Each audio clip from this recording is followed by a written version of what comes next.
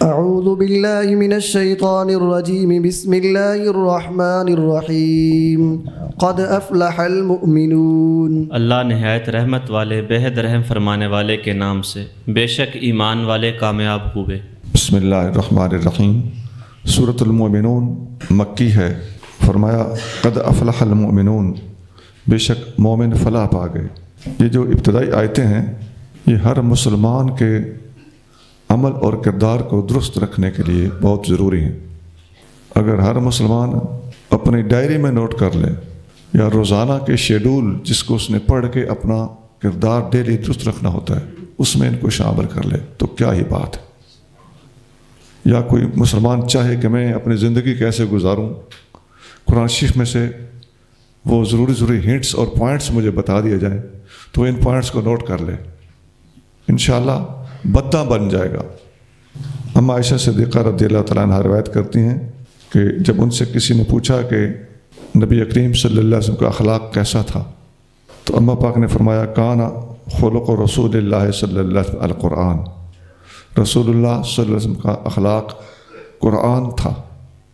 ثم قالت، پھر آپ فرمانے لگی تقرأ سورۃ المؤمنین، کیا تم سورۃ المؤمنین پڑھتے ہو؟ اقرا، پڑھ۔ یہ اماں پاک فرما رہی ہیں، سوالی سے فرما رہی ہیں، پڑھ۔ حضور کا اخلاق کیا تھا؟ قد افلح المؤمنون، یہی آیت پڑھی حتیٰ بلغ العشر، راوی پڑھتا پڑھتا 10 آیتوں تک پہنچ گیا۔ اس صورت کی پہلی 10 آیتیں، یہ 10 آیتیں پڑھ کے سنیں۔ وہ چونکہ عرب تھے تو ان کو تو عربی آتی تھی، پڑھ کے سنایا ہاکذا کان خلق رسول اللہ صلی اللہ علیہ وآلہ وسلم، اس طرح ہوتا تھا رسول اللہ صلی اللہ علیہ وسلم کا اخلاق۔ مستدرک حاکم 3532 3532، سند اس کی صحیح ہے۔ اس سے پتہ چلتا ہے کہ نبی کریم صلی اللہ علیہ وسلم پر ایک ایک لفظ بھی نازل ہوتا تھا تو آپ علیہ الصلوۃ والسلام سب سے پہلے خود اس پہ عمل کرتے تھے۔ اسوہ حسنہ کے تذکرے قرآن میں ایسے نہیں ہیں۔ ایک حدیث میں ہے، عمر بن خطاب رضی اللہ تعالیٰ عنہ روایت کرتے ہیں کہ نبی کریم علیہ تحیت و تسلیم نے ارشاد فرمایا انزل علیہ 10 آیات، مجھ پر 10 آیتیں ایسی نازل ہوئی ہیں، من اقامہن دخل الجنہ، جس نے ان کو قائم کر لیا وہ جنت میں داخل ہو گیا۔ ثم قرأ، پھر آپ علیہ الصلوۃ والسلام نے تلاوت فرمائی قد افلح المؤمنون حتیٰ ختم 10 آیات، حتیٰ کہ مکمل 10 آیتیں پڑھ دی۔ ترمذی 3173۔ اب یہاں 2 باتیں نوٹ کیجئے۔ پہلے آپ سورۃ انفال کے اینڈ پہ ایک حدیث پڑھ کر آ رہے ہیں کہ اماں عائشہ صدیقہ روایت کرتی ہیں کہ نبی کریم رؤوف الرحیم صلی اللہ علیہ وآلہ وسلم نے ارشاد فرمایا کہ جس نے قرآن کی پہلی 7 سورتیں پڑھ لیں وہ عالم بن گیا۔ اور ان 10 آیتوں کے بارے میں آقا کریم صلی اللہ علیہ وآلہ وسلم ارشاد فرماتے ہیں جس نے ان 10 آیتوں پہ عمل کر لیا وہ جنت میں داخل ہو گیا۔ اور اماں عائشہ صدیقہ روایت کر رہی ہیں کہ نبی کریم صلی اللہ علیہ وسلم کا اخلاق دیکھنا ہو تو ان 10 آیتوں کو پڑھ لو۔ الذین هم فی صلاتهم خاشعون، جو اپنی نماز میں عاجزی کرتے ہیں۔ جی، نماز کے دوران خشوع، عاجزی سے کام لینا۔ سیدنا علی المرتضیٰ رضی اللہ تعالیٰ عنہ سے سوال کیا گیا کہ الذین هم فی صلاتهم خاشعون کا کیا مطلب ہے؟ تو آپ نے فرمایا الخشوع فی القلب، خشوع دل میں ہوتا ہے۔ وَأَن تَلِينُ كَتِفَكَ لِلْمَرْءِ الْمُسْلِمِ، اور خشوع یہ بھی ہے کہ تم مسلمان بھائی کے لیے اپنے کندھے جھکائے۔ کندھے جھکانے کا ظاہر یہ ہے کہ جھک کے ملے، ادب سے ملے، اور کندھے جھکانے کی حقیقت یہ ہے کہ ہر مسلمان کے لیے نرمی اختیار کرے۔ جس طرح ماں باپ کے لیے وہ الفاظ قرآن میں ہیں وَخْفِضْ لَهُمَا جَنَاحَ الذُّلِّ مِنَ الرَّحْمَةِ، تو یہ وہی صورتحال ہے۔ یہ ہر مسلمان کے لیے حکم ہے کہ اس کے ساتھ ادب، احترام اور نرمی سے پیش آؤ۔ وَأَن لَا تَلْتَفِتَ فِي صَلَاتِكَ، اور فرمایا خشوع یہ ہے کہ تو نماز میں ادھر ادھر متوجہ نہ ہو۔ خاشعون کے 3 معنی بتائے، دل میں خشوع کا ہونا، اور ہر مسلمان کے لیے نرمی اختیار کرنا، اور نماز میں ادھر ادھر متوجہ نہ ہونا۔ مستدرک حاکم 35 اور 33 3533 سند صحیح ہے. والذین هم عن اللغو معرضون. اور جو نکمی باتوں سے منہ پھیر لیتے ہیں. فضول باتوں سے منہ پھیر لیتے ہیں. غیر ضروری گفتگو، غیر ضروری گپ شپ وہ نہیں. اور اگر کوئی غیر ضروری بات کرتا ہے تو اس کو اہمیت نہیں دیتے. کوئی جواب دینے والی بات ہو تو جواب دے دیتے ہیں، لیکن اگر کوئی آدمی جھک مار رہا ہو تو اس کی بات کا جواب دے کر وقت ضائع نہیں کرتے. جیسا کہ حدیث میں ہے من حسن اسلام المرء ترک ما لا یعنی ہے، کسی آدمی کے اچھا مسلمان ہونے کی نشانی اور پہچان یہ ہے کہ غیر متعلقہ گفتگو میں پڑتا ہی نہیں، اس کو ترک کر دیتا ہے. یا جیسے آتا ہے قرآن شریف میں اللہ کریم فرماتا ہے اذا خاطبهم الجاہلون قالوا سلاما، جب جاہل مسلمانوں سے بحث کرتا ہے تو وہ دور سے اس کو سلام دے کر ٹال دیتے ہیں. یہ آج کل جو آپ دیکھتے ہیں کہ نیٹ پہ بہت سی باتیں آتی ہیں تو دیکھ لینا چاہیے. اگر کوئی مناسب بات ہے، کوئی علمی معقول بات ہے، اس کا جواب دینے میں حرج بھی کوئی نہیں تو خاموش ہو جانا ٹھیک ہے. ایسے بندے کا معاملہ اللہ کے سپرد کر دینا چاہیے، وہ حشر کرنا جانتا ہے. اور خاموش ہو جانے والے یہ نہ سوچا کریں کہ ہم ہار گئے. بعض اوقات خاموش ہو جانے والے اللہ کے فضل سے جیت جاتے ہیں. لغو چیزوں سے منہ موڑ لینا. آگے جی. والذین هم للزکاة فاعلون. اور جو زکوٰۃ دیتے ہیں. جی، اللہ کی راہ میں خرچ کرتے ہیں، اپنے مال میں سے زکوٰۃ ادا کرتے ہیں. جی. والذین هم لفروجهم حافظون. اور جو اپنی شرمگاہوں کی حفاظت کرتے ہیں. جی، جو اپنی شرمگاہوں کی حفاظت کرتے ہیں، کسی کو نہیں دکھاتے اور اپنے کردار کو سنبھالتے ہیں. چلیے. الا علی ازواجہم او ما ملکت ایمانہم فانہم غیر ملومین. مگر اپنی منکوحہ بیویوں پر یا مملوکہ باندیوں پر تو بے شک اس میں ان پر کوئی ملامت نہیں. جی، اپنی بیوی اور اپنی منکوحہ باندی جو شرعی طور پر کسی کے لیے جائز اور حلال ہیں، ان کی بات الگ ہے. حدیث میں آتا ہے حضرت عبید اللہ بن ابی ملیکہ فرماتے ہیں کہ سألت عائشہ رضی اللہ عنہا، میں نے حضرت عائشہ صدیقہ رضی اللہ عنہا سے سوال کیا ان متعۃ النساء، عورتوں سے متع کرنے کے بارے میں. اماں پاک نے فرمایا بینی و بینکم کتاب اللہ، میرے اور تمہارے درمیان فیصلہ اللہ کی کتاب سے ہوگا. وہ کیسے؟ وقرأت هذه الآیہ، اماں پاک نے یہ آیت تلاوت فرمائی والذین هم لفروجہم حافظون الا علی ازواجہم او ما ملکت ایمانہم. تو یہ آیت پڑھی سورۃ مومنون کی آیت نمبر 6. تو فرمایا ما زوجہ اللہ او ملکہ فقد ادا، صرف وہ حلال ہے جو کسی کی زوجہ ہو یا کسی کی باندی اور ملکیت ہو. جس نے ان سے آگے بڑھ کر سوچا فقد ادا، اس نے حد کراس کی. مستدرک حاکم 3535 اس آیت کو پڑھنے کا اور متع کے خلاف اس کو پیش کرنے کا سبب یہ ہے کہ اس آیت کے اندر صرف اور صرف بیویاں اور صرف باندیاں، ان دو کا تذکرہ ہے، باقیوں کی یکسر نفی کی گئی ہے. اور اللہ کے ساتھ استثناء صرف ان دو کا کیا گیا ہے، باقی سب منع ہے. اور واقعی اماں پاک کا یہ استدلال، قرآن سے استدلال، ہر سوال کا راستہ بند کر کے رکھ دینے کے لیے کافی ہے. فمن ابتغى وراء ذلك فأولئك هم العادون. پھر جو اس منکوحہ اور مملوکہ کے سوا کسی اور کو طلب کرے تو وہی لوگ اللہ کی مقرر کی ہوئی حد سے بڑھنے والے ہیں. جی، وہی حد سے بڑھنے والے ہیں. جو لفظ نا ہم العادون، اس لفظ کی طرف اشارہ ہے. پچھلی آیت کی تفسیر میں جو حدیث آپ کو لکھائی ہے کہ جو اپنی زوجہ اور اپنے دائیں ہاتھ کی ملکیت یعنی باندی سے آگے بڑھا، ان دو کے علاوہ کسی کے بارے میں سوچا تو فقد ادا، وہ حد سے گزرا. وہ ادا کا لفظ اس اگلی آیت میں ہے. والذین هم لأماناتهم وعہدهم راعون. اور جو اپنی امانتوں اور اپنے عہد کی رعایت کرنے والے ہیں.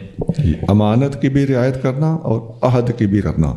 اس پر حدیث بخاری شریف سے پہلے لکھائی جا چکی ہے کہ منافق کی جو نشانیاں ہیں ان میں ایک نشانی یہ ہے کہ امانت میں بھی خیانت کرے گا اور وعدے کی بھی پاسداری نہیں کرے گا. بخاری حدیث نمبر 33. آگے والذین هم علی صلواتهم یحافظون، اور جو اپنی نمازوں کی حفاظت کرتے ہیں۔ جی، نمازوں کی حفاظت کرنا، پڑھنے اور حفاظت کرنے میں لفظوں میں تھوڑا فرق ہے۔ نماز قائم کرنا تو 5 وقتی نماز ٹھیک ہے، لیکن حفاظت کرنا اس کا مطلب یہ ہے کہ پابندی کرنا، متوجہ رہنا، تاخیر نہ کرنا اور مداومت اختیار کرنا۔ حدیث میں آتا ہے ان عبداللہ قال سألت النبی صلی اللہ علیہ وسلم ای العمل احب الی اللہ۔ حضرت عبداللہ بن مسعود رضی اللہ تعالیٰ عنہ فرماتے ہیں کہ میں نے نبی کریم رؤوف الرحیم صلی اللہ علیہ وسلم سے عرض کیا، یا رسول اللہ، اللہ کو کون سا عمل سب سے زیادہ پسند ہے؟ قال الصلاۃ علی وقتها، فرمایا وقت پر نماز پڑھنا۔ قال ثم ای، حضور پھر کون سا عمل بہتر ہے، سب سے زیادہ پسند، اس کے بعد کون سا عمل ہے؟ قال بر الوالدین، فرمایا ماں باپ سے نیکی کرنا۔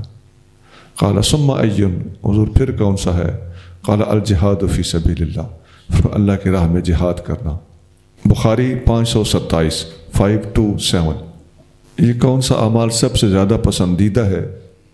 اس میں مختلف حدیثوں میں مختلف اعمال بیان ہوئے ہیں۔ اس کی وجہ یہ ہے کہ جیسا سوال کرنے والا بندہ ہوتا تھا اس کے حال اور کیفیت کے لحاظ سے نبی کریم صلی اللہ علیہ وسلم جواب ارشاد فرماتے تھے، ورنہ بہت ساری اس قسم کی حدیثیں کہ سب سے افضل عمل کون سا ہے، وہ کلمہ توحید ہے، وہ بر وقت نماز ہے، وہ اللہ کی خاطر ایک دوسرے سے محبت کرنا ہے، وہ کسی بھوکے کو کھانا کھلانا ہے، اس قسم کی باتیں واقعی حدیثوں میں ہیں۔ تو ان کے درمیان تطبیق دے کر علماء نے کتابوں کے اندر بیان کر دیا ہے۔ حضرت قاضی ثناء اللہ صاحب پانی پتی رحمۃ اللہ علیہ نے اس موضوع کی ساری حدیثیں ایک آیت کے تحت جمع کر کے ان میں تطبیق دے کر ترتیب کے ساتھ ایک فہرست بیان کر دیا تفسیر مظہری میں۔ سبحان اللہ، علماء نے کیسی کیسی محنتیں کی ہوئی۔ اولئک هم الوارثون، وہی وارث ہیں۔ وہی وارث لوگ ہیں۔ حدیث میں آتا ہے ان ابی ہریرہ رضی اللہ تعالی عنہ قال قال رسول اللہ صلی اللہ علیہ وآلہ وسلم، حضرت ابو ہریرہ رضی اللہ عنہ فرماتے ہیں کہ رسول کریم رؤوف الرحیم صلی اللہ علیہ وآلہ وسلم نے ارشاد فرمایا، ما منکم من احد الا له منزلان، منزل فی الجنت و منزل فی النار۔ ہر بندے کے لیے 2 منزلیں ہیں، منزل جنت میں اور منزل جہنم میں۔ فاذا مات فدخل النار، جب بندہ مر جاتا ہے اور اگر وہ دوزخی ہوتا ہے تو دوزخ میں چلا جائے تو وارث اہل الجنت منزلہ، جنت والے اس کی جگہ جو منزل جنت میں تھی اس کے وارث بن جاتے ہیں۔ فذالک قولہ تعالیٰ، یہ ہے اللہ تعالیٰ کے اس آیت کے اندر الفاظ کا معنی، اولئک هم الوارثون، یہی وہ لوگ ہیں جو وارث ہیں جنت کے، یعنی جس نے جنت میں آنا تھا اپنے کردار کی وجہ سے نہ آیا اور وہ جہنم میں چلا گیا تو اب اس کی جگہ ان کو ملے گی، تو یہ ہوئے جنت کے وارث۔ اب ہمارے شاعروں نے جنت کے وارث کا معنی کچھ اور ہی بنایا ہوا ہے اپنے ذوق سے اور اپنے شعروں کے ذریعے سے۔ ابن ماجہ 4341، یہ جنت کے مالک اور وارث کا لفظ اس طرح استعمال کرتے ہیں شاعر جیسے یہ اللہ کے پیارے جو ہیں یہ جسے چاہیں جنت دیں جسے چاہیں نہ دیں، یہ فیصلے اللہ نے کرنے ہیں، یہ وراثت کا یہ معنی نہیں ہوتا۔ اور یہ بھی جنت کے اندر مختلف اللہ کے پیاروں کو جو سرداریاں کا ذکر ملتا ہے، تو اس کا مطلب ہے کہ ان کی جنت سب سے اعلیٰ ہوگی۔ ابو بکر و عمر ہوں، حسنین کریمین ہوں، شہیدوں کے سردار ہوں، عورتوں کی جنتی خواتین کی سردار ہوں، سبحان اللہ، ان کی کیا شانیں ہیں، لیکن ان کی سرداری کا کیا معنی ہے، اس پر علماء کو چاہیے کہ غور کر کے ان کی اصلاح کریں۔ ایسا نہیں ہے کہ ان کے ہاتھ میں کوئی ایسی چیز ہوگی جسے چاہیں گے وہ مار دیں گے، چل تو کھڑا ہو جا، چل تو بیٹھ جا، جیسے قبائل میں سرداریاں ہوتی تھیں، وہ یہ سسٹم مراد نہیں ہے۔ یہ لوگ اپنے شعروں میں اسی طرح کچھ شو کرتے ہیں، ایسی بات نہیں کرنی چاہیے، یا ایسی سرداری یا سرداری کی تشریح ایسی نہیں کرنی چاہیے جو جنت کے اندر جنتیوں کی آزادی کے خلاف ہو۔ الذین یرثون الفردوس هم فیہا خالدون، جو ٹھنڈے سائے والے باغوں کی میراث پائیں گے وہ ہمیشہ انہی میں رہیں گے۔ فردوس جنت کا ایک اعلیٰ ترین حصہ ہے، اس کی میراث پائیں گے۔ حدیث پہلے گزر چکی ہے، آقا علیہ الصلوۃ والسلام نے ارشاد فرمایا، اذا سألتم اللہ فاسألوہ الفردوس، جب اللہ سے جنت مانگو تو جنت فردوس مانگو، فإنہ اوسط الجنت وأعلی الجنت، یہ جنت میں سب سے اعلیٰ اور اوسط مقام ہے۔ بخاری 2790 2790۔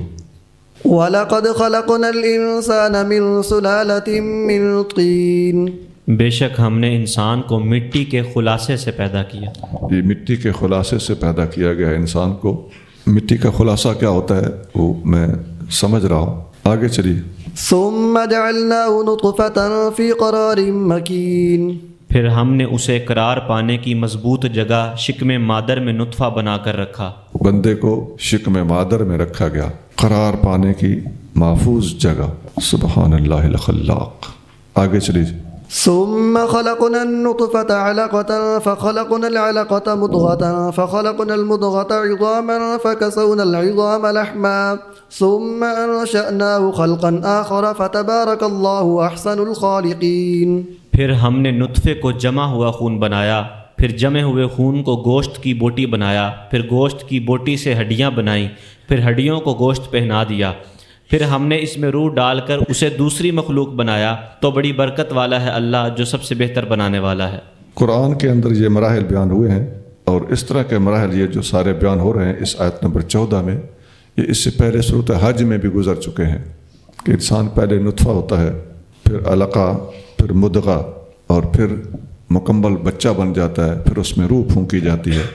اس پر ایک حدیث بھی صحیح بخاری اور مسلم میں موجود ہے جو پہلے بیان ہو چکی ہے کہ 40 دن کے 3 مرحلے ہوتے ہیں، اور 40 دن کے 3 مرحلوں کے بعد 4 مہینے مکمل ہو جاتے ہیں، تو اس وقت بچہ ٹوٹلی کمپلیٹ ہو چکا ہوتا ہے۔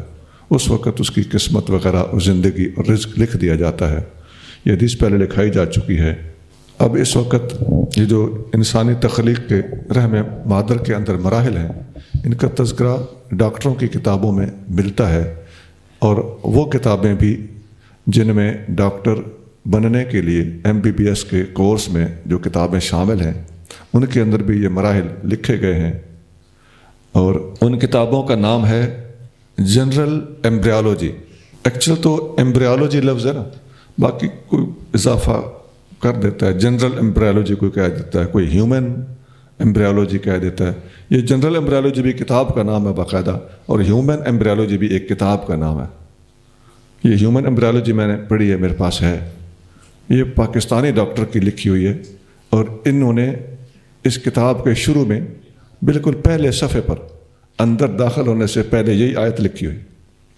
یہ چھوٹی سی کوئی 150 صفحے کی کتاب ہے، کسی بڑے سائز میں، یہ اس کا جو صفحہ ہے اتنا ہی بڑا، انگلش میں ہے۔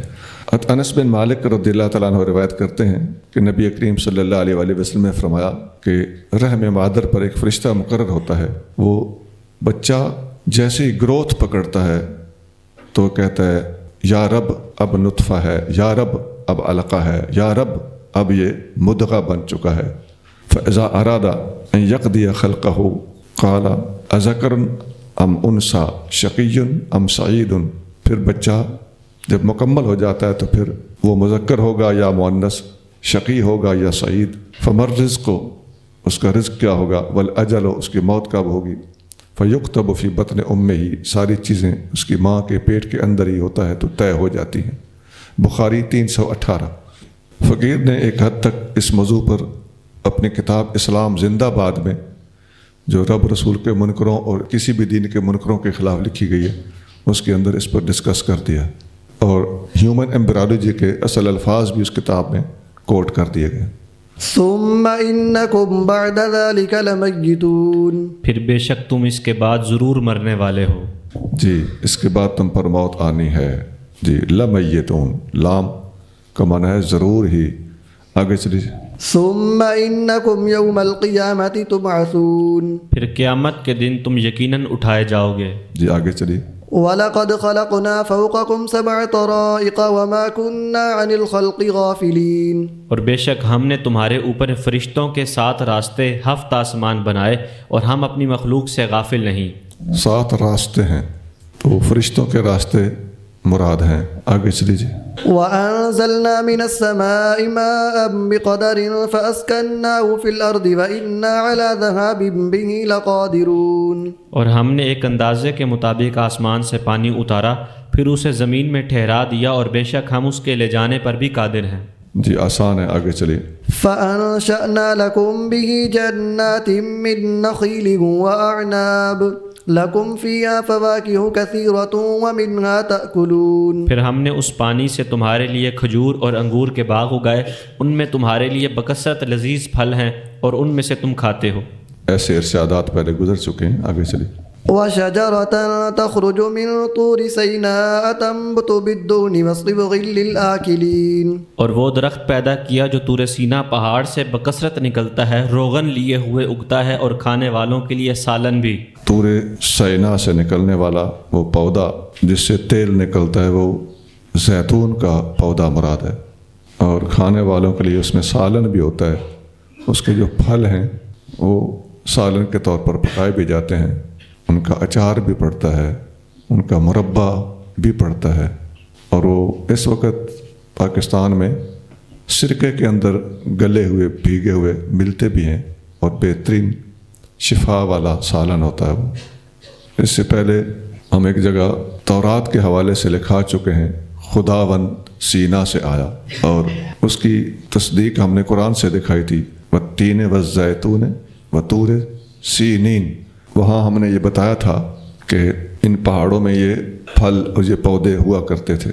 تو روغن زیتون اور زیتون کے پھل، ان کا مزاج حکماء کے قول مختار کے مطابق گرم خشک ہے، اور بعض حکماء زیتون کے تیل کو گرم تر بھی کہتے ہیں. بعض کہتے ہیں یہ گرم خشک اور گرم تر کے درمیان ہے، اس لیے حکماء کو اس میں اختلاف ہوا، کیونکہ مزاج جو موٹے موٹے انداز سے طے کیے گئے ہیں، ان کے درمیان مزاج اگر گنے جائیں تو مزاجوں کی کوئی حد ہی نہیں. ہر چیز کا مزاج دوسرے سے مختلف. دنیا کی کوئی ایسی چیز نہیں جس کا مزاج دوسری چیز کے 100% مطابق. جیسے درجہ بدرجہ تھوڑا تھوڑا فرق، تھوڑا تھوڑا فرق. تو مینلی کیٹیگرائز کیا گیا ہے تو وہ 4 مزاج بنائے گئے ہیں، ورنہ تھوڑے تھوڑے فرق کے ساتھ ان گنت مزاج ہیں چیزوں کے. جس طرح کہا جاتا ہے کہ دنیا کی کوئی چیز پیور نہیں، کوئی چیز ناخالص نہیں، ہر چیز میں ہر چیز تھوڑی تھوڑی پائی جاتی ہے. یا جیسے یہ ٹیکنیکل لوگ کہتے ہیں کہ دنیا کا کوئی رجسٹر 100% رجسٹر نہیں، تھوڑی تھوڑی کنڈکشن اس میں ہوتی ہے. ہر چیز 100% کنڈکٹر نہیں، تھوڑی تھوڑی رجسٹنس ہر چیز میں ہوتی ہے. انرجی ویسٹ اسی وجہ سے ہو جاتی ہے.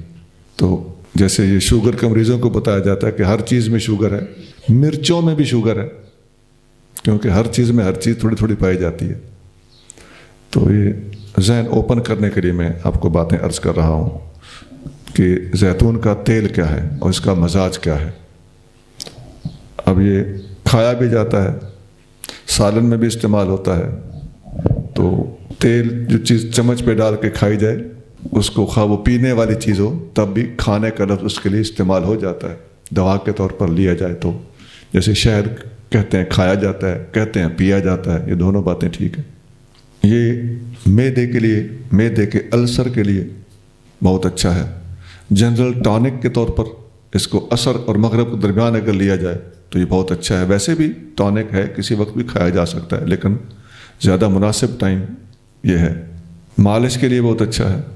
جوڑوں کے دردوں کے لیے مالش کرنی ہو تو بہت اچھا ہے.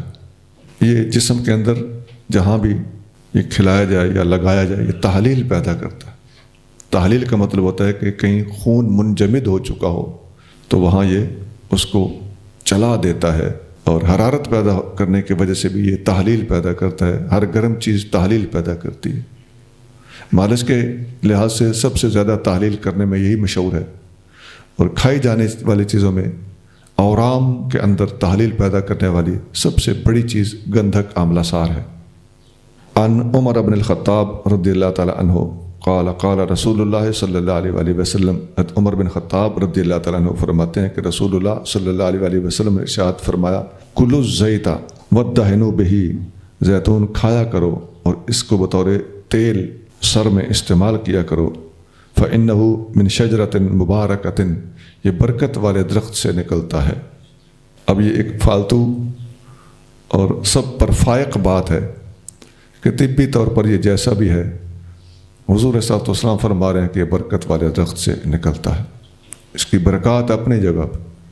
ترمذی 1851 851 آگے چلیے جائیں. وَإِنَّ لَكُمْ فِي الْأَنْعَامِ لَعِبْرَةً نُسْقِيكُم مِّمَّا فِي بُطُونِهَا وَلَكُمْ فِيهَا مَنَافِعُ كَثِيرَةٌ وَمِنْهَا تَأْكُلُونَ. اور بے شک تمہارے لیے چوپایوں میں مقام غور ہے. ہم تمہیں اس میں سے دودھ پلاتے ہیں جو ان کے پیٹوں میں ہے، اور تمہارے لیے ان میں بہت سے فائدے ہیں، اور ان میں سے بعض کو تم کھاتے ہو. سبحان اللہ. آگے چلیے جائیں. یہ بہت ساری آیتیں ہیں. آیت نمبر 50 تک آپ پڑھتے جائیں اور ترجمہ کرتے جائیں. بالکل آسان آیتیں ہیں. کچھ لفظی طور پر بالکل آسان ہے، اور کچھ پہلے مفہوماً یا لفظاً گزر چکا ہونے کی وجہ سے آسان ہے. پڑھیے جی. وَعَلَيْهَا وَعَلَى الْفُلْكِ تُحْمَلُونَ. اور خشکی میں ان پر اور دریا میں کشتیوں پر تم سوار کیے جاتے ہو. وَلَقَدْ أَرْسَلْنَا نُوحًا إِلَىٰ قَوْمِهِ فَقَالَ يَا قَوْمِ اعْبُدُوا اللَّهَ مَا لَكُم مِّنْ إِلَٰهٍ غَيْرُهُ أَفَلَا تَتَّقُونَ. اور بے شک ہم نے نوح کو ان کے مخاطب مشرک لوگوں کی طرف بھیجا تو انہوں نے فرمایا، اے میرے مخاطب لوگو، اللہ کی عبادت کرو، اس کے سوا تمہارا کوئی معبود نہیں، تو کیا تم نہیں ڈرتے؟ فقال الملأ الذين كفروا من قومه ما هذا إلا بشر مثلكم يريد أن يتفضل عليكم ولو شاء الله لأنزل ملائكة ما سمعنا بهذا في آبائنا الأولين. تو ان کے مخاطب لوگوں میں سے کافر سرداروں نے لوگوں سے کہا، یہ تو کچھ بھی نہیں، صرف تم جیسے بشر ہیں، تم پر برتری حاصل کرنا چاہتے ہیں، اور اگر اللہ کسی کو بھیجنا چاہتا تو فرشتوں کو اتار دیتا. ہم نے تو یہ بات اپنے پہلے آباء و اجداد میں سے کسی سے نہ سنی. إن هو إلا رجل به جنة فتربصوا به حتى حين. لوگوں وہ تو صرف ایک دیوانے آدمی ہیں، تو ان کے بارے میں ایک وقت تک انتظار کرو. قال رب انصرني بما كذبون. نوح نے عرض کی، اے میرے رب میری مدد فرما، کیونکہ انہوں نے مجھے جھٹلا دیا ہے. فأوحينا إليه أن اصنع الفلك بأعيننا ووحينا فإذا جاء أمرنا وفارت النور فاسلك فيها من كل زوجين اثنين وأهلك إلا من سبق عليه القول منهم ولا تخاطبني في الذين ظلموا إنهم مغرقون. نوح نے عرض کی، اے میرے رب میری مدد فرما، کیونکہ انہوں نے مجھے جھٹلا دیا ہے.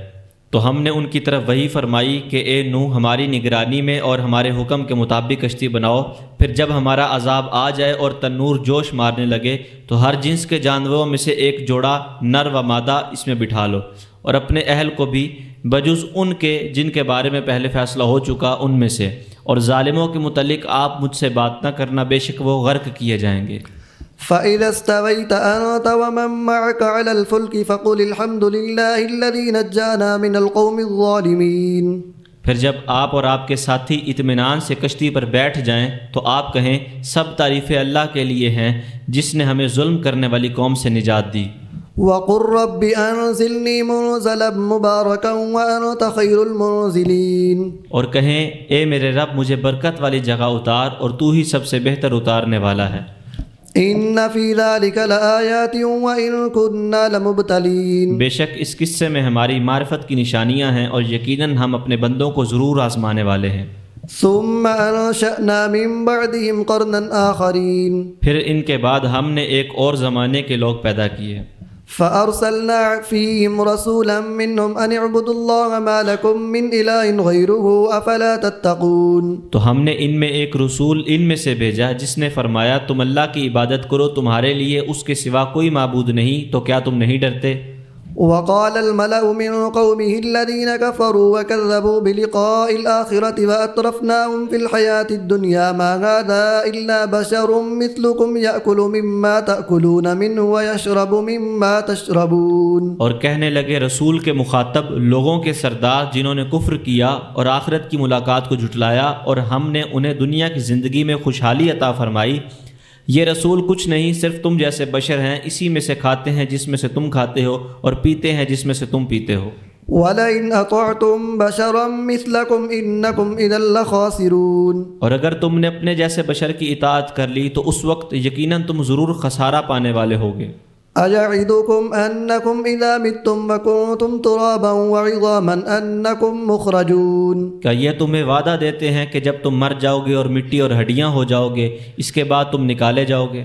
ہیہات ہیہات لما توعدون. بہت دور ہے، بہت دور ہے جو تم سے وعدہ کیا جاتا ہے. إن هي إلا حياتنا الدنيا نموت ونحيا وما نحن بمبعوثين. نہیں ہے یہ زندگی مگر ہماری دنیاوی زندگی کہ ہم مرتے اور جیتے ہیں اور ہم نہیں اٹھائے جائیں گے. إن هو إلا رجل افترى على الله كذبا وما نحن له بمؤمنين. یہ رسول تو صرف ایسے آدمی ہیں جنہوں نے جھوٹ بول کر اللہ پر بہتان باندھا اور ہم ان پر ایمان لانے والے نہیں. قال رب انصرني بما كذبون. رسول نے عرض کی اے میرے رب میری مدد فرما اس بات پر کہ انہوں نے مجھے جھٹلا دیا.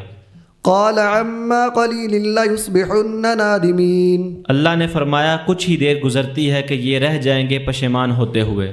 فأخذتهم الصيحة بالحق فجعلناهم غثاء فبعدا للقوم الظالمين. بس انہیں ہمارے سچے وعدے کے مطابق خوفناک آواز نے پکڑ لیا تو ہم نے ہلاک کر کے انہیں خس و خاشاک بنا دیا تو دور ہو جائیں ہماری رحمت سے ظالم لوگ.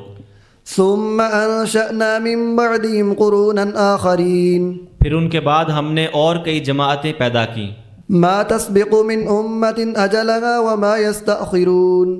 کوئی جماعت اپنی مقررہ مدت سے نہ آگے بڑھ سکتی ہے اور نہ پیچھے رہ سکتی ہے. ثم أرسلنا رسلنا تترى كلما جاء أمة رسولها كذبوه فأتبعنا بعضهم بعضا وجعلناهم أحاديث فبعدا لقوم لا يؤمنون. پھر ہم نے لگاتار اپنے رسول بھیجے، جب بھی کسی امت کے پاس اس کا رسول آیا انہوں نے اسے جھٹلایا تو ہم ان کے بعض کو بعض کے پیچھے لائے اور ہم نے ان سب کو نابود کر کے گزرے ہوئے افسانے بنا دیا تو دور ہوں ہماری رحمت سے جو لوگ ایمان نہیں لاتے.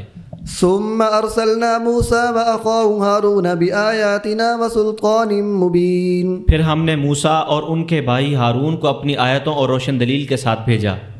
إلى فرعون وملئه فاستكبروا وكانوا قوما عالين. فرعون اور اس کے درباریوں کی طرف تو انہوں نے تکبر کیا اور وہ بڑے سرکش لوگ تھے. فقالوا أنؤمن لبشرين مثلنا وقومهما لنا عابدون. تو کہنے لگے کہ ہم اپنے جیسے دو بشروں پر ایمان لائے حالانکہ ان کے لوگ بنی اسرائیل ہماری بندگی کرتے ہیں. فكذبوهما فكانوا من المهلكين. پس انہوں نے ان دونوں کو جھٹلایا تو وہ ہلاک کیے ہوئے لوگوں میں سے ہو گئے. وَلَقَدْ آتَيْنَا مُوسَى الْكِتَابَ لَعَلَّهُمْ يَهْتَدُونَ. اور بے شک ہم نے موسیٰ کو کتاب دی تاکہ لوگ ہدایت پائیں.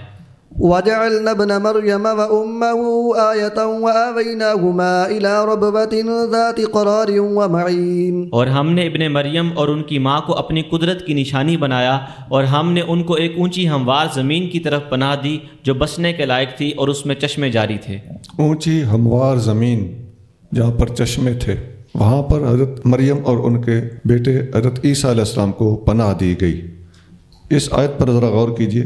جس جگہ پر پناہ دی گئی اس کی ڈیفینیشن یہ کی جا رہی ہے کہ وہ اونچی جگہ تھی، ربوتن ذات قرارن، وہ قرار والی جگہ تھی، و معین اور چشموں والی جگہ تھی. یہ حضرت عیسیٰ علیہ السلام کے زمانے میں جس علاقے میں وہ پیدا ہوئے تھے اس علاقے میں پائے جانے والے ایک مقام کا تذکرہ ہو رہا ہے. اور یہ اس جگہ کا باقاعدہ نام نہیں تھا بلکہ یہ اس کی تفصیل اور ڈیفینیشن ہے کہ اس طرح کی وہ جگہ تھی. یہ اس کی صفت ہے اس جگہ. اب جیسا کہ پہلے آپ کئی دفعہ سن چکے ہیں کہ ایک لفظ اگلے زمانوں میں کسی معنی میں استعمال ہوا، لفظ کے لغوی معنی بتائے گئے آپ کو اور مرادی معنی بھی بتائے گئے ہیں، اصطلاحی معنی بھی بتائے گئے ہیں، شرعی معنی بھی بتائے گئے ہیں. اور یہ بھی آپ کو بتایا جا چکا ہے. یہ کوئی ممکن ختم نبوت کے خلاف ہم نے بات اس وقت نہیں کی تھی. ایک قاعدہ اور اصول بیان کیا تھا جس اصول کے تحت کئی لوگ مجرم ثابت ہو رہے ہیں. یہ لوگ بھی یہاں مجرم ثابت ہو رہے ہیں. وہ کیسے کہ حضرت عیسیٰ علیہ السلام ان کی والدہ مائدہ کے لیے جس جگہ کو ڈیفائن کیا گیا ہے، اس کا جو وصف بیان کیا گیا ہے، انہوں نے وہ لفظ یہاں سے قرآن سے پکڑا اور پاکستان میں اپنے ایک شہر کا نام ربوہ رکھ لیا. اس پر جو علماء اعتراض کرتے تھے کہ اس کا نام بدلو، اس کی وجہ یہ تھی. اب اس بات کو غور سے سن لیں. یہ اسلامی اور قرآنی لفظ کو بگاڑ کر اس کو مس فٹ کر کے وہ اونچی جگہ کے معنی میں ربوہ کا لفظ وہاں قرآن نے استعمال کیا ہے. اور انہوں نے باقاعدہ ایک نام لے کر اپنے شہر کا نام ربوہ رکھ دیا تاکہ لوگوں کو صدیاں گزر جانے کے بعد یہ کنفیوز کر سکیں، بھلیکھے میں ڈال سکیں، دھوکہ دے سکیں، فریب کر سکیں کہ لوگ اسی ربوے کو یہ ربوہ سمجھ لیں. حالانکہ وہاں لوگ بھی ایمان نام استعمال ہوا، وہ کہاں اور یہ کہاں. اب ایمانداری سے آپ بتائیے، اسلام کے خلاف سازشوں کی حد ہے کہ نہیں؟ یہ ہے وہ سارا چکر جو قادیانیوں نے چلایا، منکرین ختم نبوت نے جو فریب کیا ہوا ہے اس نام کے حوالے سے، وہ یہ فریب ہے. اب اگر کسی بندے میں ایمانداری ہے اور وہ ان منکرین ختم نبوت کے اندر پھنسا ہوا ہے، ان کا وہ ساتھی اس ایک بات کو اچھی طرح سمجھ لے، میں اللہ کے در سے امید رکھتا ہوں اگر اس بندے میں انصاف ہے تو آج ہی اس مذہب سے توبہ کر جائے. یار اتنا فراڈ کہ وہاں ربوہ کا لفظ کے زمانہ میں ہے، کہاں استعمال ہوا ہے اور انہوں نے کہاں فٹ کر دیا. يا أيها الرسل كلوا من الطيبات واعملوا صالحا إني بما تعملون عليم. اے رسولو، پاک چیزوں میں سے کھاؤ اور نیک عمل کرتے رہو، بے شک میں تمہارے سب کاموں کو خوب جانتا ہوں. جی اے رسولو، پاک چیزوں میں سے کھاؤ. رسولوں نے الحمدللہ ہمیشہ پاک کھایا ہے اور کما کے کھایا ہے، اپنے ہاتھ کی کمائی کھائی ہے. اور حدیث میں آتا ہے، حضرت ابو ہریرہ رضی اللہ تعالیٰ عنہ فرماتے ہیں کہ نبی کریم رؤوف الرحیم صلی اللہ علیہ وسلم نے ارشاد فرمایا، ما بعث اللہ نبیا الا رعى الغنم. اللہ نے کوئی رسول ایسا نہیں بھیجا جس نے بکریاں نہ چرائی ہوں. فقال اصحابہ وانت، صحابہ کرام نے پوچھا یا رسول اللہ آپ نے بھی؟ فقال نعم، فرمایا ہاں. ارعاها علی قراریت اہل مکہ تھا، میں مکہ کے ارد گرد قراریت ایک جگہ ہے، وہاں میں بھی بکریاں چراتا تھا. بخاری 2262 2262. ایک حدیث میں ہے، اسی بخاری میں وہ بھی ہے کہ نبی کریم صلی اللہ علیہ وسلم صحابہ کرام کے ساتھ ایک دفعہ سفر پر تھے تو راستے میں پیلو کے درخت آگے، جنہیں ہم پنجابی میں وڑ کہتے ہیں، جن کے اوپر پیلو لگتے ہیں. تو صحابہ کرام وہ پیلو چن چن کے کھانے لگے. نبی پاک علیہ الصلوۃ والسلام نے فرمایا علیکم بالاسود، کالی کالی چن کے کھاؤ، یہ سب سے زیادہ لذیذ ہوتی ہیں. ایک صحابی نے پوچھا حضور ان چیزوں سے تو وہی بندہ واقف ہو سکتا ہے جو یہاں کہیں آتا جاتا رہا ہو، تو کیا آپ بکریاں چراتے تھے؟ فرمایا ہاں میں بکریاں چراتا تھا. خواجہ صاحب کا کلام پیلو پکیاں میں، پیلو پکیاں وے آ چنو رل یار، وہ ایسے لگتا ہے کہ اس کلام کا پس منظر شاید یہی حدیث ہے. ان ابی ہریرہ تھا ان رسول اللہ صلی اللہ علیہ وآلہ وسلم ان داؤد النبی علیہ السلام. حضرت ابو ہریرہ فرماتے ہیں کہ رسول اللہ صلی اللہ علیہ وآلہ وسلم نے ارشاد فرمایا کہ حضرت داؤد نبی علیہ السلام کان لا یاکل الا من عمل یدہ، آپ کچھ بھی نہیں کھاتے تھے سوائے اپنے ہاتھ کی کمائی کے، اور کوئی کھانا آ جاتا تو آپ نہیں لیتے تھے.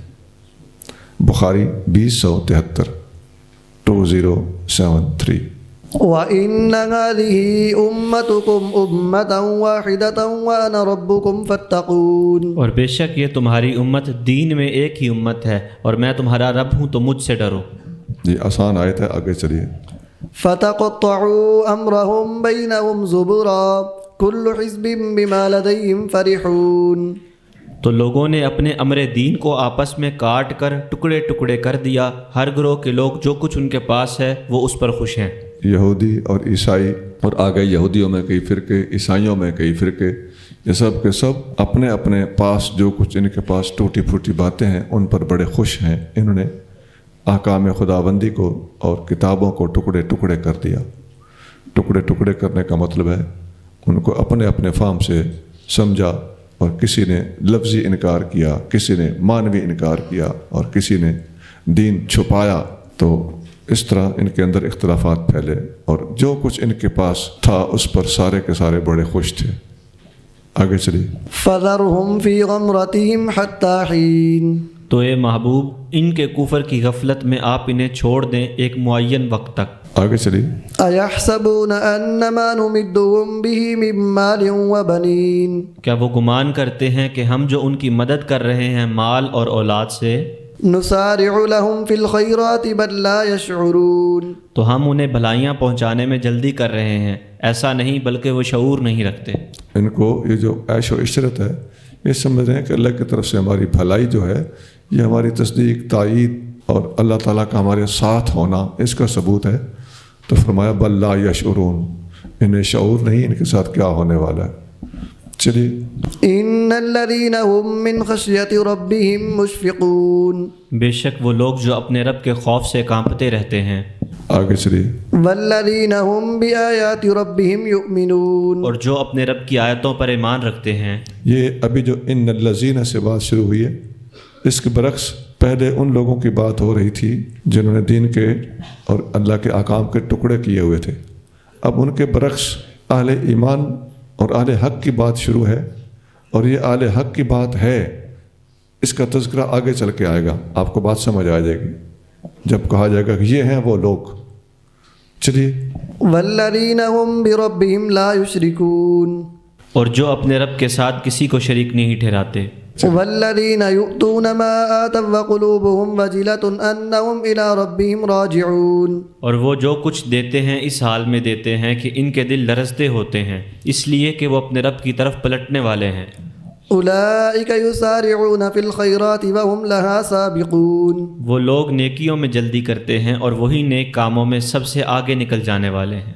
اولئک کا یہ وہ لفظ ہے جو پچھلی 4 آیتوں کے اندر بیان ہونے والے لوگوں کا تذکرہ کرنے کا یہاں آ کر اعلان کر رہی ہے کہ یہ لوگ نیکیوں میں ایک دوسرے سے آگے بڑھ جانے کی کوشش میں رہتے ہیں کہ ہم کہیں پیچھے نہ رہ جائیں.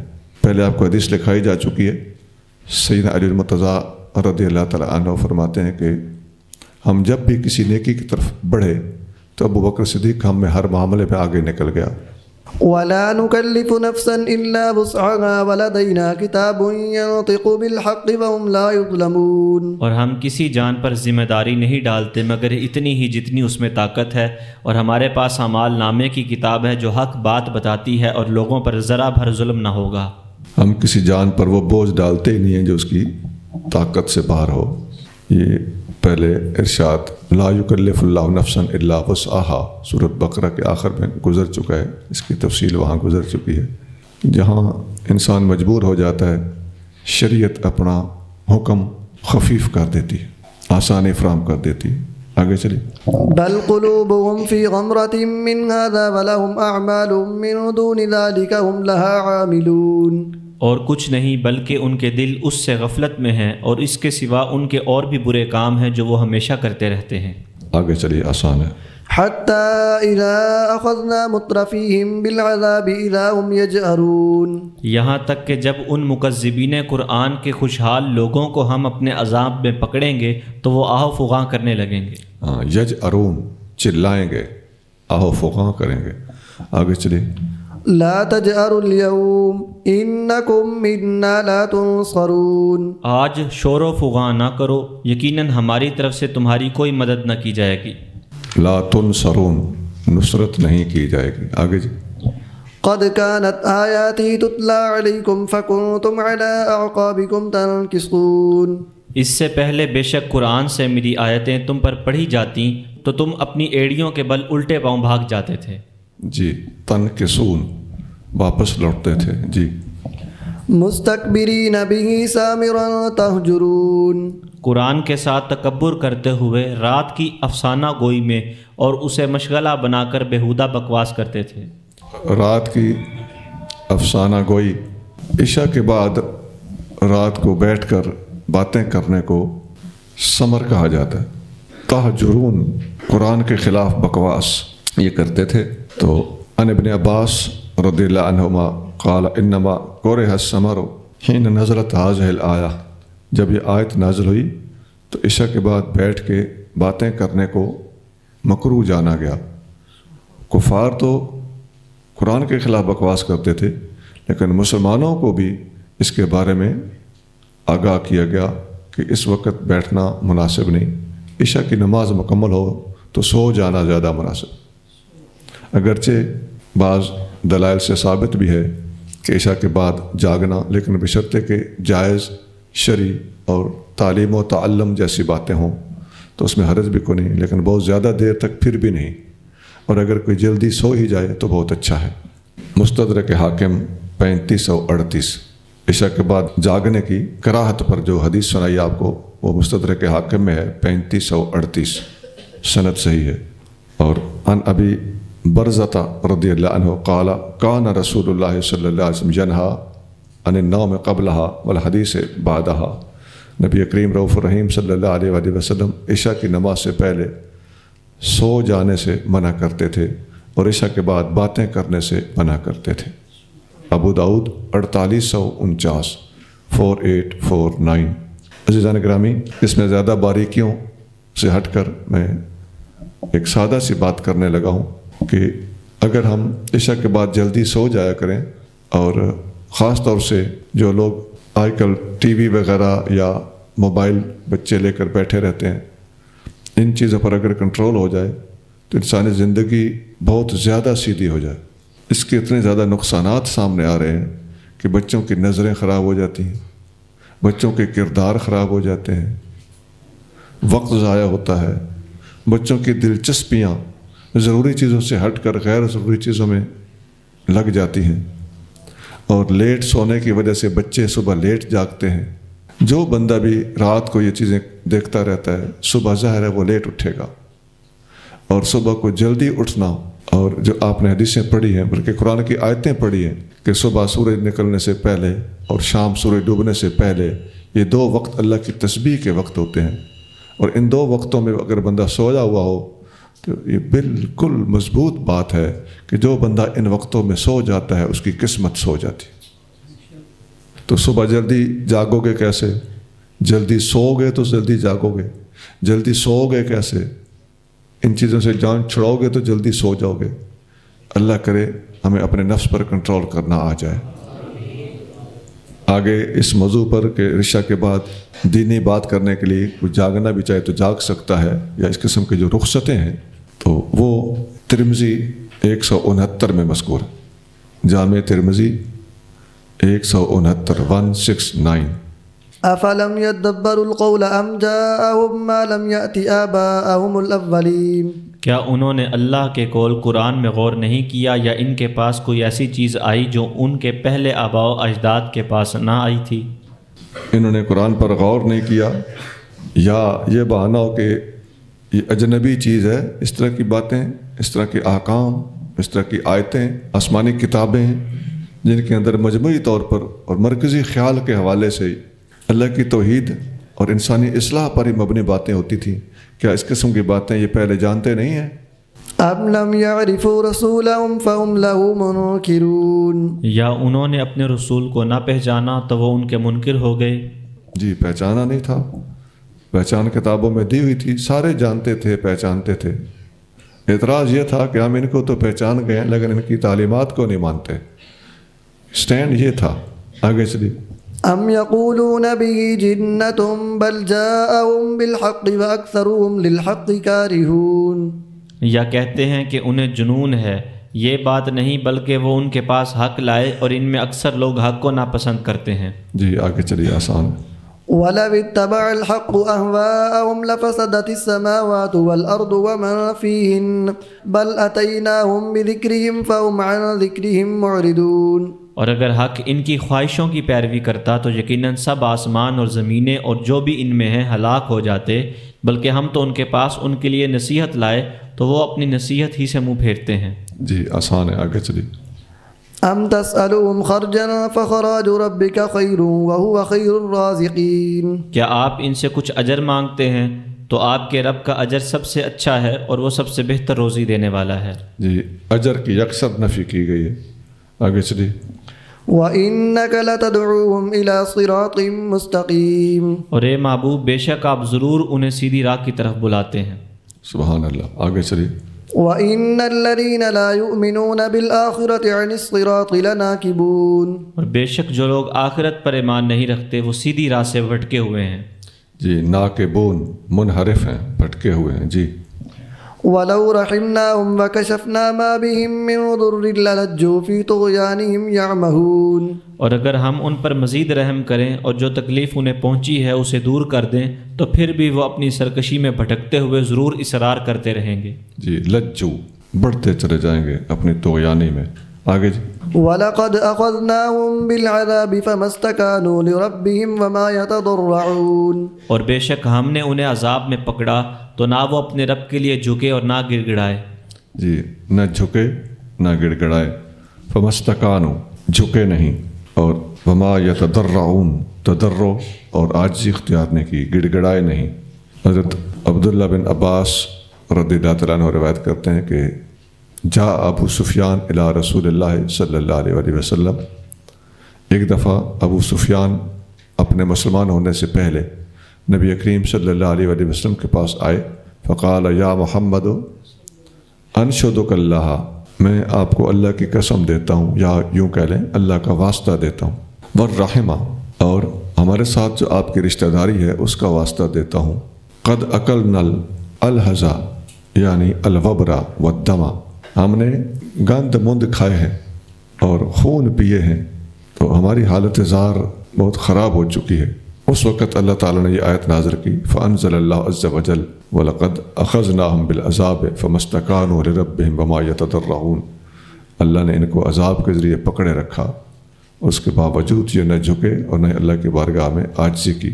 یہ مستدرک حاکم میں ہے 3539 3539۔ اس حدیث سے پتہ چلتا ہے کہ ابو سفیان کو نبی کریم صلی اللہ علیہ وسلم کی مکمل پہچان اور شناخت حاصل تھی، اور ان کے پاس آ کر دعا کی درخواست کرنا یہ ان کے اوپر دلی طور پر یقین رکھنے کا واضح ثبوت ہے، لیکن ان کا ایمان اس وقت تک ثابت نہیں ہوا جب تک انہوں نے بول کر لا الہ الا اللہ محمد رسول اللہ کا اقرار نہیں کیا۔ حتى إذا فتحنا عليهم بابا ذا عذاب شديد إذا هم فيه مبلسون، یہاں تک کہ جب ہم ان پر سخت عذاب کا دروازہ کھول دیں گے تو اس وقت وہ نا امید ہو کر رہ جائیں گے۔ مبلسون، مایوس، متحیر۔ وهو الذي أنشأ لكم السمع والأبصار والأفئدة قليلا ما تشكرون، اور وہی ہے جس نے بنائے تمہارے لیے کان، آنکھیں اور دل، مگر تم لوگ بہت ہی کم شکر ادا کرتے ہو۔ یہ الفاظ پہلے گزر چکے ہیں، آگے بھی آئیں گے۔ کان، آنکھیں اور دل، پیچھے آیت گزری ہے کہ ان تینوں کے بارے میں سوال بھی ہوگا، تو میں نے پہلے بھی متوجہ کیا تھا کہ ان تین چیزوں کو نوٹ کرنا چاہیے، کیونکہ ان کے بارے میں سوال ہونا ہے، اور سوال کا مطلب یہ ہے کہ کس چیز کو سنا، جو نہیں سننی چاہیے تھی وہ بھی سنی، غیبت کو سنا، کسی کی ٹو لگا کر چوری چوری اس کو سنا، گانے سنے، گالیاں اور خرافات سنی، جتنے آڈیوز سنے ان میں کیا تھا، اور بصر دیکھنے کو کہتے ہیں، تو کیا دیکھا، جسے نہیں دیکھنا تھا اس کو دیکھا، نامحرم کو دیکھا، بری نگاہ سے دیکھا، فلموں گانوں کو دیکھا، رقص و سرود کو دیکھا، سرکس دیکھے، یہ سارا دیکھنے میں آتے ہیں۔ تو سادہ سا نہ سمجھ لیا جائے اس بات کو کہ جو سننے اور یہ کان اور ناک آنکھ کی بات ہو رہی ہے، نہیں، ان کے استعمال کی بات ہو رہی۔ اور فؤاد، دل، تو دل میں کس چیز کو رکھا، کس چیز کو مانا، کس چیز کا انکار کیا، کس کو ماننا چاہیے تھا، کس کو نہیں ماننا چاہیے تھا، کس سے محبت کی، دل کا تعلق اس سے ہے۔ اور یہ تو بہت بڑی خرابی کی نشاندہی ہوگی کہ جب دل کا استعمال پوچھا گیا تو ظاہر ہے دل میں جو مین چیز آتی ہے وہ نفرت اور محبت ہوتی ہے۔ تو وہ جو کہا گیا ہے کہ سب سے اچھا عمل اللہ کی خاطر محبت اور اللہ کی خاطر بغض رکھنا ہے، تو اس لیے فؤاد کے بارے میں، دل کے بارے میں پوچھا جائے گا کہ اس کا استعمال کہاں کیا، دل دنیا کے ساتھ لگایا یا دل اپنے دلدار کے ساتھ لگایا۔ وَهُوَ الَّذِي ذَرَأَكُمْ فِي الْأَرْضِ وَإِلَيْهِ تُحْشَرُونَ، اور وہی ہے جس نے روئے زمین پر تمہیں پھیلا دیا اور اسی کی طرف تم اکٹھا کر کے لائے جاؤ گے۔ جی آگے چلیے، آسان ہے۔ وَهُوَ الَّذِي يُحْيِي وَيُمِيتُ وَلَهُ اخْتِلَافُ اللَّيْلِ وَالنَّهَارِ أَفَلَا تَعْقِلُونَ، اور وہی جلاتا اور مارتا ہے اور اسی کے اختیار میں ہے رات اور دن کا مختلف ہونا، تو کیا تم نہیں سمجھتے؟ جی آگے چلیے۔ بل قالوا مثل ما قال الاولون، بلکہ انہوں نے وہی کہا جو پہلے لوگ کہہ چکے تھے۔ جی پہلے لوگ جو کہتے رہے یہ بھی کہتے رہے، پہلے لوگوں کو پتہ ہی کوئی نہیں تھا کسی بات کا، جہالت کے اندھیروں میں ڈوبے ہوئے تھے، شرک اور بتپرستی ان کا شیوا تھا، تو انہیں کی لائن پہ لگے رہے۔ اور جب نبی کریم صلی اللہ علیہ وسلم نے ان کو دین کی دعوت دی، اسلام کی دعوت دی، تو اپنی پرانی لائن چھوڑنے کو تیار ہی نہیں تھے۔ قالوا أإذا متنا وكنا ترابا وعظاما أإنا لمبعوثون، انہوں نے کہا کیا جب ہم مر جائیں اور مٹی اور ہڈیاں ہو جائیں کیا پھر ہم یقیناً ضرور اٹھائے جائیں گے؟ جی اس پر حیرت کا اظہار کیا۔ جی لقد وعدنا نحن وآباؤنا هذا من قبل إن هذا إلا أساطير الأولين. بے شک قبل ازیں ہم سے اور ہمارے آبا سے ایسا وعدہ کیا گیا یہ کچھ نہیں صرف پہلے لوگوں کے جھوٹے افسانے ہیں. جی آگے چلیے.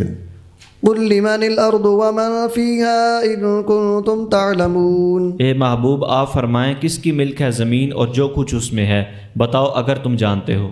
جی آگے چلیے. سيقولون لله قل أفلا تذكرون. ان قریب وہ کہیں گے سب کچھ اللہ کا ہے، فرمائیے پھر کیا تم نصیحت قبول نہیں کرتے. جی چلیے.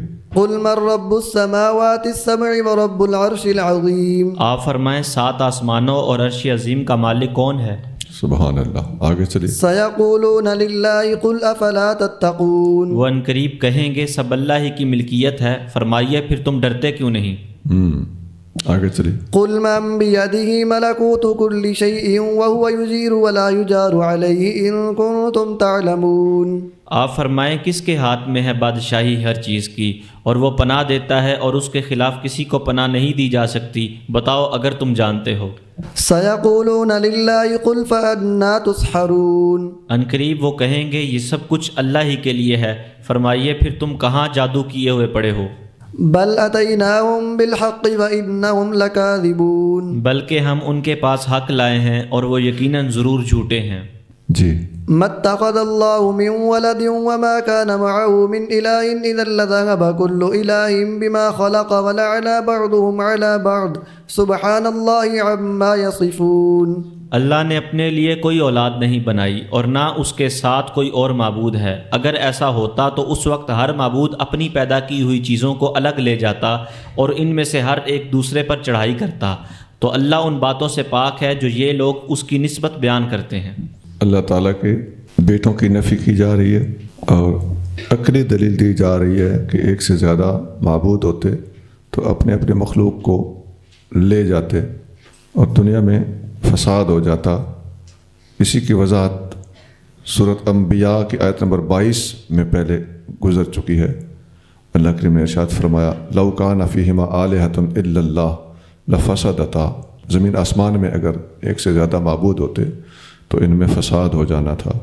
ایک حدیث میں آتا ہے کہ یہ ساری باتیں جو ہیں ان کے بعد علماء نے یہ حدیث نقل کی ہے کہ خرابی پر ڈٹ جانے سے بچنے کے لیے جو دعا مانگنی چاہیے وہ نبی کریم صلی اللہ علیہ وآلہ وسلم نے تلقین اور تربیت کے طور پر ارشاد فرمائی کہ اے دلوں کو پھیرنے والے میرا دل اپنی اطاعت کی طرف پھیر دے.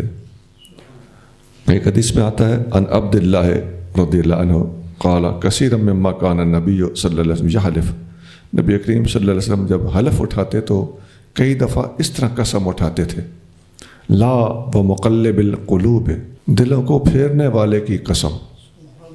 بخاری 6617 6617 لا و مقلب القلوب، دلوں کو پھیرنے والے کی قسم ہے. آگے چلیے. عالم الغیب والشہادۃ فتعالی عما یشرکون. جاننے والا ہر پوشیدہ اور ظاہر کا تو وہ ہر اس چیز سے بلند ہے جسے وہ اس کا شریک ٹھہراتے ہیں. جی آسان ہے. آگے چلیے. قل رب اما ترینی ما یوعدون. آپ کہیں کہ اے میرے رب اگر تو مجھے وہ عذاب دکھائے جس کا ان کافروں سے وعدہ کیا جا رہا ہے. رب فلا تجعلنی فی القوم الظالمین. تو اے میرے پروردگار مجھے نہ کرنا ظلم کرنے والی قوم میں. جی آگے. وَإِنَّا عَلَىٰ أَن نُّرِيَكَ مَا نَعِدُهُمْ لَقَادِرُونَ. اور یقیناً ہم آپ کو وہ چیز دکھانے پر قادر ہیں جس کا ہم ان سے وعدہ فرما رہے ہیں. ادفع بالتي هي احسن السيئة نحن اعلم بما يصفون. اے محبوب برائی کو ایسے طریقے سے دفع کیجئے جو بہتر ہو، ہم خوب جانتے ہیں جو یہ آپ پر باتیں بناتے ہیں. جی باتیں بنانے والے، برا رویہ اختیار کرنے والے، غلط لفظ استعمال کرنے والوں کا رد کرنے کے لیے اے محبوب آپ نے اچھا رویہ اختیار فرمانا ہے. ادفع بالتی ہی احسن، یہ احسن السیئہ آپ کا ریئیکشن ان کی خرافات کے مقابلے پر نہایت سلیکٹو ہونا چاہیے اور نہایت مناسب ہونا چاہیے جو آپ کی شان کے لائق ہے. آگے جی. وَقُلْ رَبِّ أَعُوذُ بِكَ مِنْ هَمَزَاتِ الشَّيَاطِينِ. اور آپ کہیں اے میرے رب میں تیری پناہ لیتا ہوں شیطانوں کے وسوسوں سے. ہمزات وسوسے آگے جی. وأعوذ بك رب أن يحضرون. اور اے میرے رب تیری پناہ لیتا ہوں کہ وہ شیاطین میرے پاس آئیں. ایک حدیث میں آتا ہے، سنا دیتا ہوں، میں شارٹ کر رہا تھا. حضرت ابو یسر رضی اللہ تعالیٰ عنہ فرماتے ہیں کہ رسول اللہ صلی اللہ علیہ وآلہ وسلم یہ دعا مانگا کرتے تھے: اللہم انی اعوذ بک من الہدم، اے اللہ میں دب کر پانے والی موت سے تیری پناہ میں آتا ہوں. واعوذ بک من التردی، بلندی سے گر کر آنے والی موت سے تیری پناہ میں آتا ہوں. واعوذ بک من الغرق، ڈوب کر مرنے والی موت سے تیری پناہ میں آتا ہوں. والحرق، جلنا. والحرم، بہت زیادہ بڑھاپا. واعوذ بک من ان یتخبطنی الشیطان عند الموت، اور میں تیری پناہ میں آتا ہوں کہ شیطان مجھے موت کے وقت مخبوط کر دے. واعوذ بک من ان اموت فی سبیلک مدبرا، اور میں تیری پناہ میں آتا ہوں اس بات سے کہ میں تیری راہ میں جہاد کرتے ہوئے شہید ہوں تو پیٹھ پھیر کے شہید ہوں نہیں. واعوذ بک من ان اموت لدیغا، اور سانپ کے ڈسنے سے میری وفات ہو. ان ساری باتوں سے نبی پاک علیہ الصلوۃ والسلام نے اپنی امت کو تعلیم دینے کے لیے پناہ مانگی اور یہ دعا سکھائی. ابو داؤد 1552 1552. حتى إذا جاء أحدهم الموت قال رب ارجعون. یہ کافر تو نیکی کی طرف آنے والے نہیں، یہاں تک کہ جب ان میں سے کسی کو موت آئے گی تو کہے گا کہ اے میرے رب مجھے دنیا میں واپس بھیج دو. دنیا میں واپس جانا چاہیں گے. حدیث میں آتا ہے ان عبادہ بن صامت ان النبی صلی اللہ علیہ وآلہ وسلم، عبادہ بن صامت روایت کرتے ہیں کہ نبی کریم رؤوف الرحیم صلی اللہ علیہ وآلہ وسلم نے ارشاد فرمایا: من احب لقاء اللہ احب اللہ لقاءہ، جو اللہ سے ملاقات رکھنے کا شوق رکھتا ہے اللہ تعالیٰ بھی اس سے ملاقات کی محبت رکھتا ہے. ومن کرہ لقاء اللہ کرہ اللہ لقاءہ، جو اللہ تعالیٰ سے ملاقات ناپسند کرتا ہے اللہ تعالیٰ اس سے ملنا بھی ناپسند کرتا ہے. بخاری 6507 6507. لعلی اعمل صالحا فيما تركت كلا انها كلمة هو قائلها ومن ورائهم برزخ الى يوم يبعثون. شاید میں اب نیک کام کر لوں اس دنیا میں جسے چھوڑ آیا ہوں. ہرگز نہیں، یہ تو ایک بات ہے جسے وہ کہہ رہا ہے، اور ان کے آگے ایک حجاب ہے اس دن تک کہ وہ اٹھائے جائیں. فإذا نفخ في الصور فلا أنساب بينهم يومئذ ولا يتساءلون.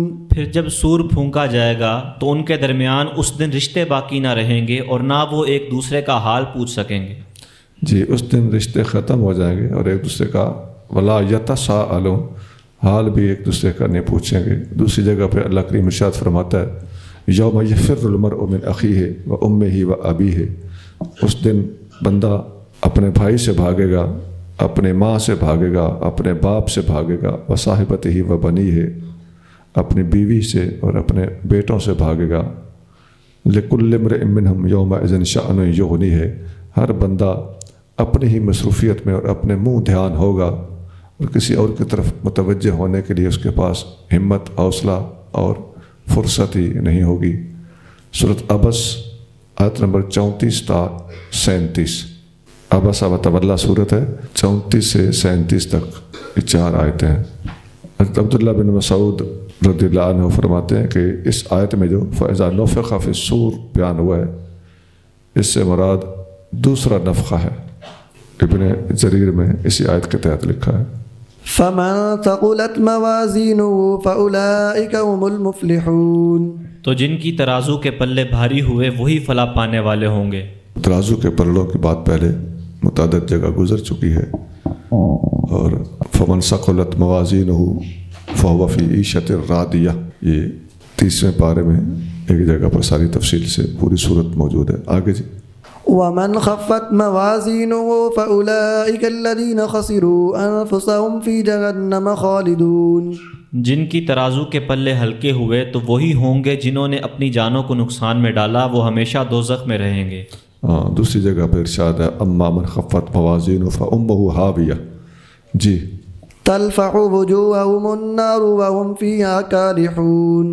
آگ ان کے چہروں کو جھلس دے گی اور وہ اس میں اپنے جلے ہوئے منہ لیے پڑے رہیں گے.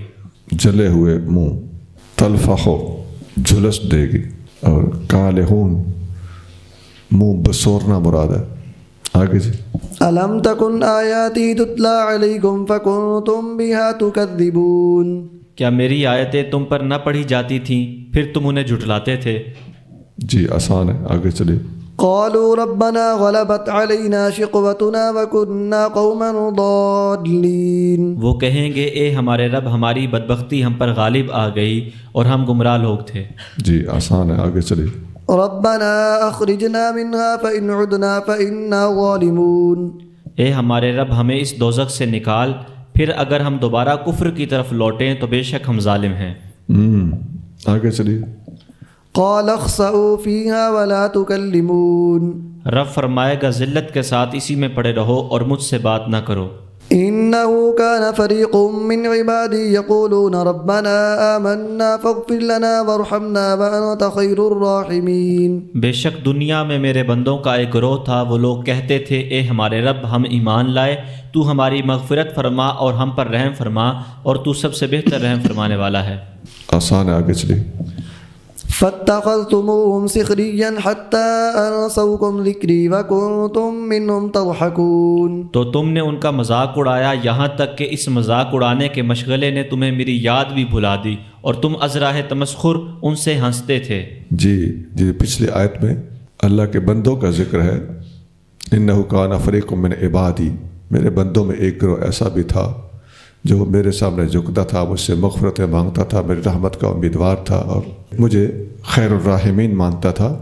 تم لوگوں نے اس طبقے کا انکار کیا، ان کا مذاق اڑایا اور انہیں طرح طرح کے ہنسی مذاق کا شکار کیا. آگے جی. إني جزيتهم اليوم بما صبروا أنهم هم الفائزون. بے شک آج میں نے ان کے صبر کا انہیں یہ اجر عطا فرمایا کہ وہی فتح مند ہیں. جی ان کا وہ صبر جو تمہاری زیادتیوں کے مقابلے پہ وہ کرتے رہے، آج انہیں اجر ملے گا. یہ سزا کے علاوہ شرمندگی کا ایک پہلو ہے قرآن کے اندر جو مذکور ہوا ہے، وہ بڑا قابل غور ہے. ان لوگوں کو احساس بھی اس وقت ہوگا جن کے سامنے یہ کہہ لگاتے تھے، ڈینگیں مارتے تھے، غریب سمجھ کر، کمی کاری سمجھ کر، ان کو کچھ نہیں سمجھتے تھے. تو زندگی ختم ہونے والی نہیں ہوگی جس زندگی میں اس بات پر کو ہمیشہ ہمیشہ کے لیے پچھتانا پڑے. آگے جی. قال كم لبثتم في الأرض عدد سنين. اللہ فرمائے گا بتاؤ برسوں کے شمار سے تم کتنی مدت زمین میں ٹھہرے. جی برسوں کے لحاظ سے کتنی مدت زمین میں ٹھہرے بتاؤ. جی. قالوا لبثنا يوما أو بعض يوم فاسأل العادين. وہ کہیں گے ہم ٹھہرے ایک دن یا دن کا کچھ حصہ، ہمیں صحیح اندازہ نہیں تو گننے والوں سے پوچھ لیجئے. جی اپنے طور پہ جو انہیں یاد ہوگا وہ بتا دیں گے. ایک آدھ دن، تو فاسأل العادین، ایک آدھ دن انہیں جو یاد ہوگا وہ بھی پکا یاد نہیں ہوگا، گننے والوں سے آپ پوچھ لیجئے. جی. قال إن لبثتم إلا قليلا لو أنكم كنتم تعلمون. رب فرمائے گا تم نہیں ٹھہرے مگر بہت کم، کاش تم نے پہلے جان لیا ہوتا کہ دنیا کی زندگی بے ثبات ہے. تو وہ جو تم ایک آدھ دن لگ رہا ہے، دن تو وہ جتنے بھی تھے، لیکن بہرحال اس آخرت کی زندگی کے مقابلے پہ وہ واقعی بہت تھوڑا عرصہ تھا. آگے. أفحسبتم أنما خلقناكم عبثا وأنكم إلينا لا ترجعون. کیا تم نے یہ سمجھ لیا کہ ہم نے تمہیں بیکار پیدا کیا ہے اور تم ہماری طرف نہیں لوٹائے جاؤ گے؟ ہاں تم نے یہ سمجھ رکھا تھا. اللہ تعالیٰ کا کوئی کام حکمت سے خالی نہیں ہے. عربی میں ایک مقولہ ہے فعل الحکیم لا یخلو عن الحکمہ، حکیم کا فعل حکمت سے کبھی خالی نہیں ہوتا. فرمایا نا وما خلقت الجن والانس الا لیعبدون، میں نے جنوں اور انسانوں کو اپنی عبادت کے لیے پیدا کیا ہے، اور پیدا کیے جانے کا باقاعدہ ایک مقصد ہے. یہ سورۃ زاریات کی آیت نمبر 56 ہے. آگے چلیے. فتعالى الله الملك الحق لا إله إلا هو رب العرش الكريم. تو بلند شان والا ہے اللہ سچا بادشاہ، اس کے سوا کوئی معبود نہیں، وہ بزرگی والے عرش کا مالک ہے. سبحان اللہ. آگے جی. ومن يدع مع الله إلها آخر لا برهان له به فإنما حسابه عند ربه إنه لا يفلح الكافرون۔ اور جو اللہ کے ساتھ کسی دوسرے معبود کی عبادت کرے جس کی اس کے پاس کوئی دلیل نہیں تو اس کا حساب اس کے رب ہی کے پاس ہے، بے شک کفر کرنے والے کبھی فلاح نہیں پا سکتے۔ پچھلی آیت کے ساتھ اس کو اگر جوڑ کے پڑھیں تو بڑی عظیم بات محسوس ہوگی۔ فتعال اللہ الملک، بلند ہوا اللہ جو ملک ہے، ملک کا معنی بادشاہ، الحق حق ہے، یہ ملک بھی اس کا صفاتی نام ہے، حق بھی اس کا صفاتی نام ہے۔ لا الہ الا ہو، یہ کلمہ توحید ہے۔ رب العرش الکریم، عرش کریم کا مالک ہے، رب ہے۔ یہ اس آیت کے اندر اللہ تعالیٰ کی بڑی اونچی شانیں اور صفات بیان ہوئی ہیں۔ اب اس کے مقابلے پہ اس آیت میں فرمایا جا رہا ہے وَمَن يَدْعُ مَعَ اللَّهِ إِلَٰهًا آخر، اللہ کے ساتھ جو کسی دوسرے معبود کو عبادت کے لیے چنتا ہے یا معبود مانتا ہے، لا برہان لہ بہ، اس کے پاس اس موضوع پر کوئی برہان اور کوئی مضبوط دلیل نہیں ہے، ایسے بندے کا حساب اللہ کے ذمہ ہے اور کافر کبھی فلاح نہیں پا سکتے۔ آگے چلیے۔ وَقُلْ رَبِّ اغْفِرْ وَارْحَمْ وَأَنْتَ خَيْرُ الرَّاحِمِينَ، اور اے حبیب آپ کہیں اے میرے رب بخشش فرما اور رحم فرما اور تو سب سے بہتر رحم فرمانے والا ہے۔ جی، نبی کریم صلی اللہ علیہ وسلم کا استغفار یہ الفاظ بھی ہوا کرتا تھا، اور استغفار کے کئی طریقے حدیثوں میں آئے ہوئے ہیں۔ یہ استغفار کرنے کا ایک طریقہ ہے، اور اسی طرح اللہم اغفر لی وتب علی انک انت التواب الغفور، اور رب اغفر وارحم وانت خیر الراحمین، اور استغفر اللہ الذی لا الہ الا هو الحی القیوم واتوب الیہ، استغفر اللہ ربی من کل ذنب واتوب الیہ۔ صرف استغفار کا مختصر ترین طریقہ استغفر اللہ استغفر اللہ استغفر اللہ، یہ بھی حدیث سے ثابت ہے، مسلم شریف میں حدیث ہے۔ ایک سید الاستغفار پہلے گزرا ہے، بخاری میں آپ کو بتایا تھا، نوٹ کرایا تھا، اللہم انت ربی لا الہ الا انت خلقتنی وانا عبدک وانا علی عہدک ووعدک ما استطعت۔ تو آگے تک یہ سارا استغفار ہے۔ استغفار کے مختلف طریقے ہیں، اور اصل استغفار کی بنیاد اس وقت پڑ جاتی ہے جب بندہ شرمندہ ہو جاتا ہے۔ سبحان اللہ، اللہ کو جھکا ہوا دل بہت پسند ہے۔ سبحان ربک رب العزت عما یصفون وسلام علی المرسلین والحمد للہ رب العالمین۔